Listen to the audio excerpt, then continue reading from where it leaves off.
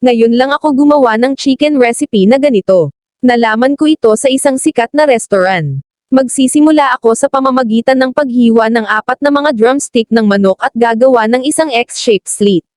Hiwain ang 3 mga hita ng manok na gumagawa ng 2 mababaw na slits sa kanila. Ilipat ang lahat sa isang medium oven-proof dish.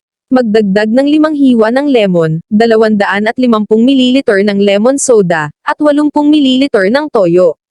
Lagyan ng 3 kutsara ng ketchup, 4 na kutsarita ng oyster sauce, at ilagay ang lemon juice. Lagyan din ng 5 durog na cloves ng bawang, 1 pinch ng black pepper.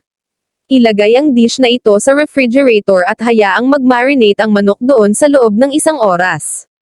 Sa isang malaking kawali, sa katamtamang apoy, magdagdag ng 1 drizzle ng olive oil, at ilagay ang marinated na manok, paghiwalayin ito mula sa pinagmarinaten, at eprito hanggang sa mag-brown. Idagdag ang pinagmarinaten, at takpan ng kawali, at hayaang lutuin ang lahat sa loob 35 minuto. Alisin ang sobrang sabaw mula sa kawali at iprito ang manok para sa isa pang 5 minuto. At handa na ang ating recipe. At ngayon maaari nang i-serve dito. Salamat sa pag-like at pag-follow. Magkita-kita tayo sa susunod na recipe.